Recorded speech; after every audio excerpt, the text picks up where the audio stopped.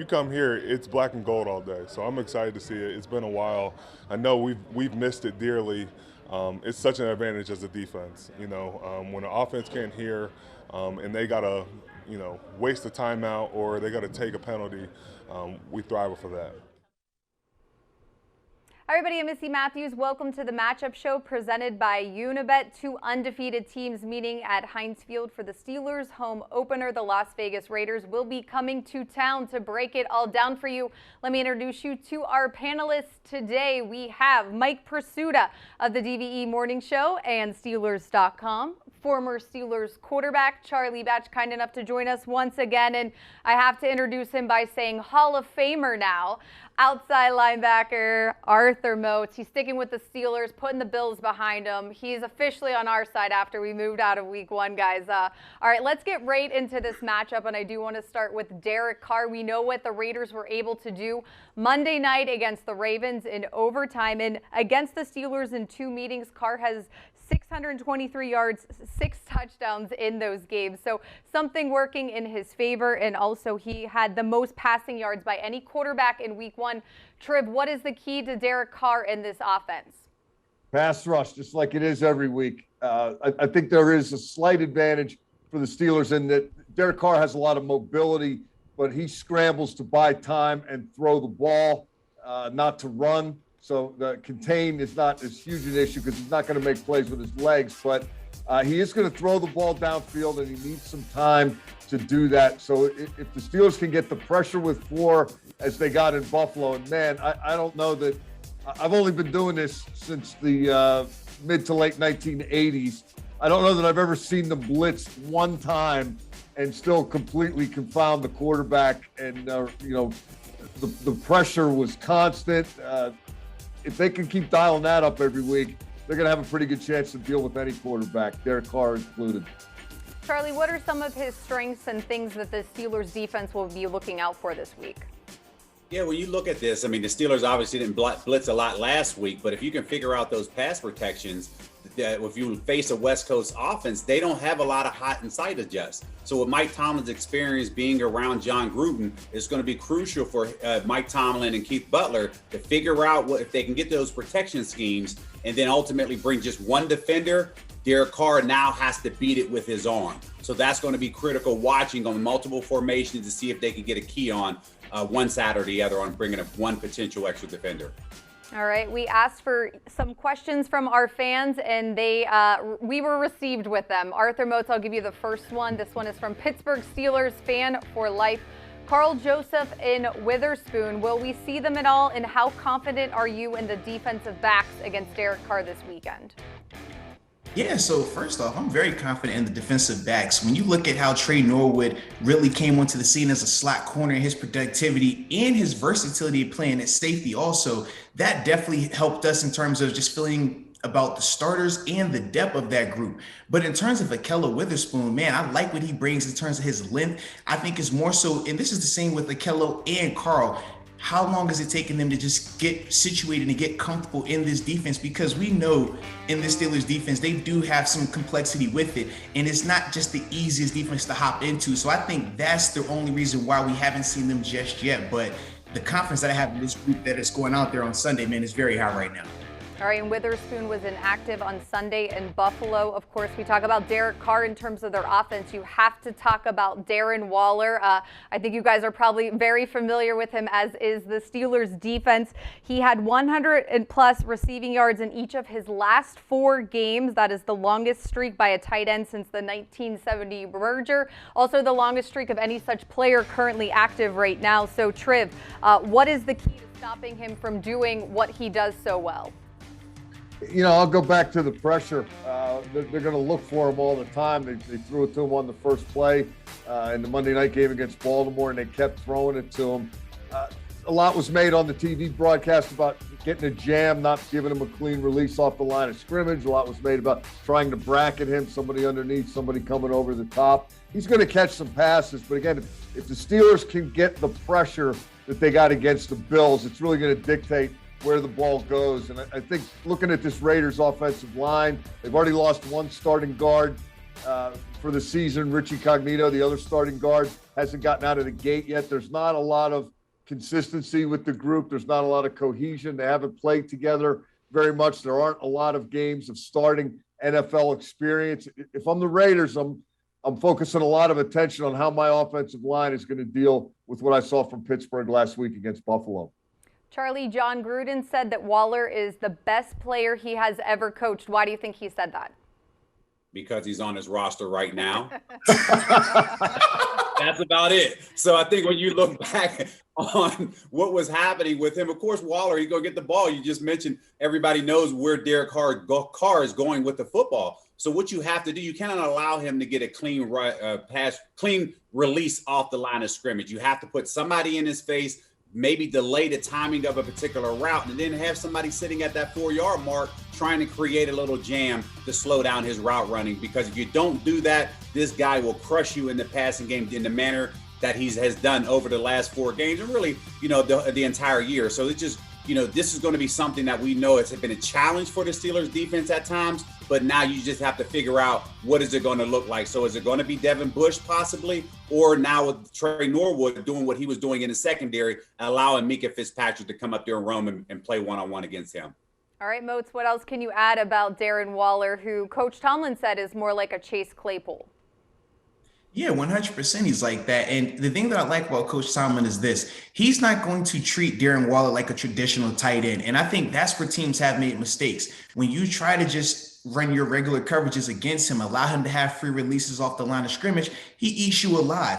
But Coach Tomlin knows that, hey, you treat guys like Darren special. You treat them differently. And what Charlie was talking about, if Trey Norwood is able to come out there and provide that confidence again in the secondary, especially at safety, now Minkah is able to go down there and match up with Darren. And I like that matchup a lot more because Minkah has the size, he has the speed, and we know he has the coverage skills. So to me, I think those are the big things. But the pass rush should definitely be the great equalizer in this matchup. All right, guys, it is time for our Week 2 opening lines across the league, presented by Unibet Sportsbook, an official sportsbook partner of the Pittsburgh Steelers. If you are in Pennsylvania and ready to place your wagers on any of this weekend's matchups, download the Unibet PA app, or you can visit pa.unibet.com. There's still much more to come here on the Matchup Show presented by Unibet. Up next, we talk about the AFC Defensive Player of the Week, Max Crosby. Don't go anywhere. We'll be right back.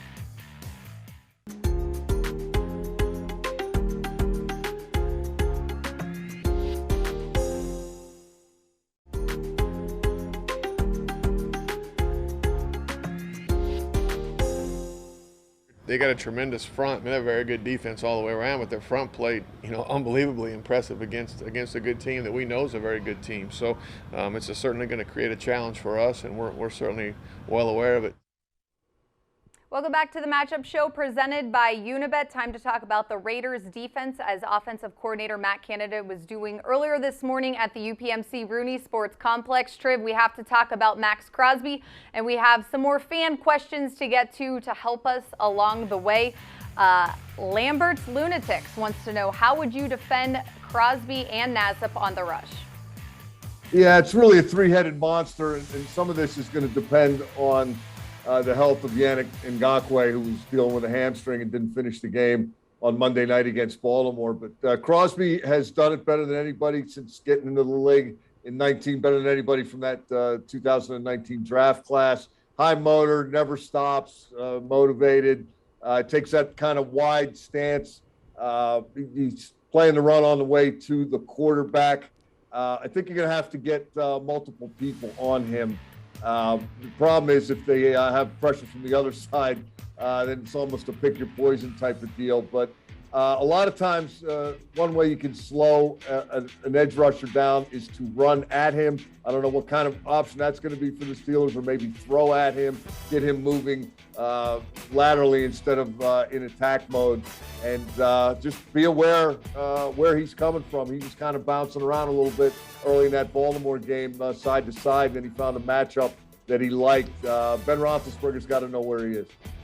Charlie, I want to ask you about the Steelers running game. Looking back at the Bills game, their defense, as Coach Tomlin said, varsity. As Tripp said, the Raiders are dealing with some injuries, but I think we could also consider them varsity. So is it key for the run game to get going a little bit more than what we saw in Buffalo this week? It is key, and as you want to touch on real quick with Mike, Max Crosby, he went to that other green and white school up there in Michigan, Eastern Michigan. So I have to give him a shout out on that. From the great Mid-American Conference, Charlie. Exactly. Produces nothing but winners and champions and just all around good guys. Absolutely. But to your point on the running game, obviously the yardage wasn't there in the manner that we would have liked it to be, but I do like the fact that they attempted to rush the football 16 times for Najee. What we've seen in the past, if the running game didn't get going early, it would just now forget the running game and we're going to throw it. So they have to continue to be committed to that. I like the direction as far as where they're going. I think now playing at Heinz Field, not having to worry about the crowd noise, this line of scrimmage, the lineman can get off the line of scrimmage in the same accord with Ben Roethlisberger's cadence. So I expect the running game to get going a lot better than what it did last week. All right, Arthur, another fan question for you. This is, of course, involving the running game as well. This is from Linda. Do you think we will have a more productive running game than the Bills? And also just to mention, Josh Jacobs is dealing with a toe injury. The Raiders didn't do much of a run game either. Yeah, I do think that we should have a lot more success on the ground just based on their defense.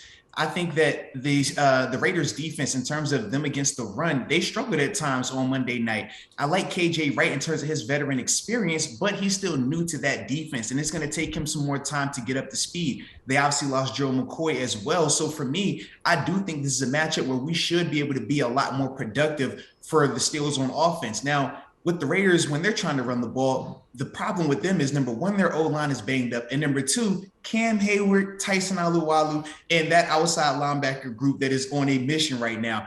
I just don't think that they're going to be able to get any type of consistent movement up front against those guys. And that's why I do think the Steelers will have the better productive outing of this game. Arthur, speaking of Cam Hayward, I think that might have been the best game I've ever seen him play. A couple of us bounced that off Tyson Alualu the other day, and he said, well, no, he's always great in practice. He's always great in the game. You guys just noticed it. Was I seeing things, or was he really that good? No. He was definitely that good, man. Certain players, man, they have one of those games. And to me, I looked at it as, this is Cam understanding the situation, hostile environment on the road, and you don't have to it. So you have to elevate your play. And I thought from start to finish, not just in the pass game, but in the run game as well, he just played with a different demeanor out there. And if he does continue to play like that, man, the sky is the limit for this defense. All right, let's get to another fan question, and then I'll let you guys play defensive coordinator. Triv loves when we do this, of course. From Heather, what area of the Raiders defense can the Steelers offense exploit? Triv, you're first. I think the tight ends have a chance to get some damage done, and Najee Harris in the passing game. I'm not thrilled with the pass coverage capabilities for the Raiders linebackers, and the two guys who share the middle linebacker position are banged up this week. Perryman did not finish the game against Baltimore, and Kwiatkowski, the Bethel Park product, is dealing with a concussion. Arthur mentioned that KJ Wright's new to the team and the scheme and all that. I'm curious when the Steelers are going to get to two tights and a running back on somewhat of a regular basis and throw out of it, because I think there might be some opportunity there. Charlie, what do you think will happen, in your opinion, of the Steelers offense maybe taking that next step and what the Raiders might try to do to shut it down? I'm looking at them to exploit the middle of the field, because they're going to attempt to run the football. That play action game, I really feel like is going to help them this week. And that's going to open it up, allowing Ebron, Freiermuth in the middle, and even Juju working one-on-one in the middle of the field. So I really think that that's going to be something, if they can get going early on first down. First down is key in this game. Get it going. That's going to open up the middle of the field for the Steelers offense. Arthur, Ben was talking specifically about the wide receivers. Charlie mentioned Juju, but a big play by Chase Claypool. We know what Deontay Johnson was able to do, even coming back from that potentially bad knee injury. So where do you see those guys fitting in terms of going against this Raiders defense? Man, I think this is a game that they're going to love their matchups. Chase Claypool, there isn't a guy on that field that's going to be able to guard him. And you heard Ben Roethlisberger in his press conference earlier this week say for Chase, when the ball is thrown to him, it needs to either be a completion or it's a pass interference penalty, because nobody matches up with him like that. And I think that Chase is in that mindset, and that's the mentality that we saw from him on Sunday. And same with Deontay. I mean, you see the focus that he's shown now with his hands. We know what he is after the catch, but now that he's showing a more concerted effort in terms of the fundamentals of catching, to me, I think that both of those guys should be very productive on Sunday. All right, guys, we are going to take one more quick break here on the Matchup Show presented by Unibet. The teams hand out the game balls after the game, but we are handing them out prior to the game here on our show. We'll be right back to do that. Don't go anywhere.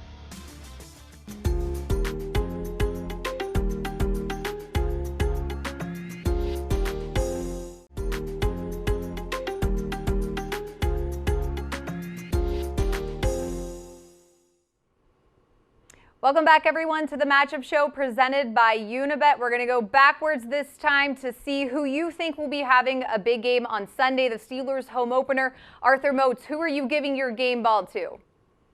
Now, you finally let me go first. Now, if I get this opportunity and say an offensive player, every defender that I represent will kick me out the friend group. So I'm going with T.J. Watt. You saw how productive he was a week ago. He's getting a rookie in terms of Alex Leatherwood. Now, I like Alex's game, but as a whole, he's inconsistent. He's young, and TJ is on a mission.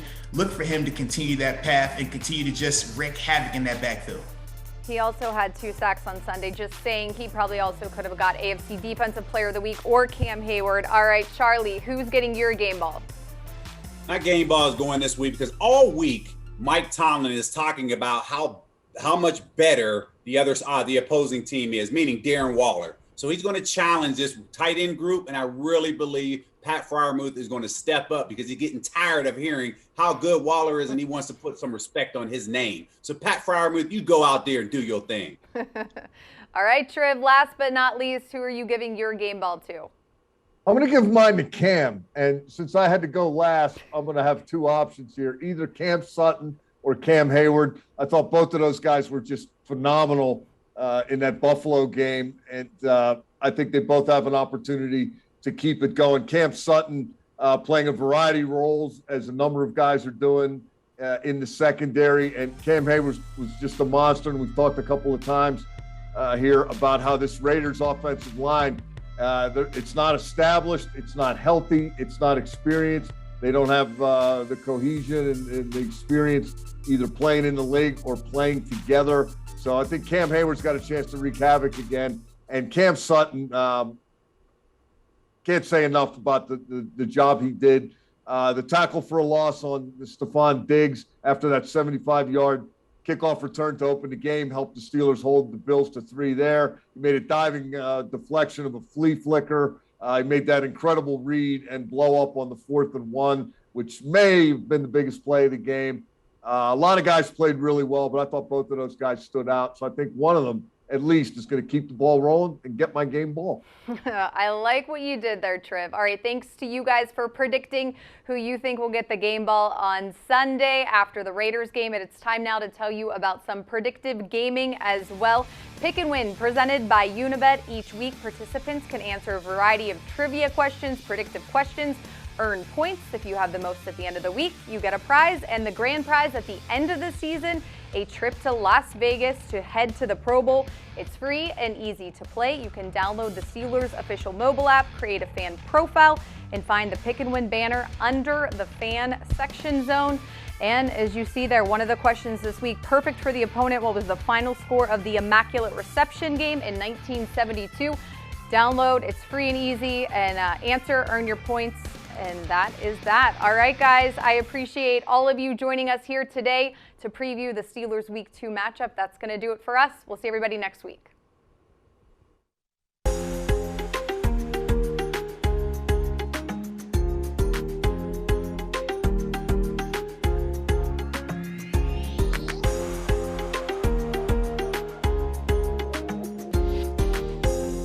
What's up, Steeler Nation? It's Terrell Edmonds.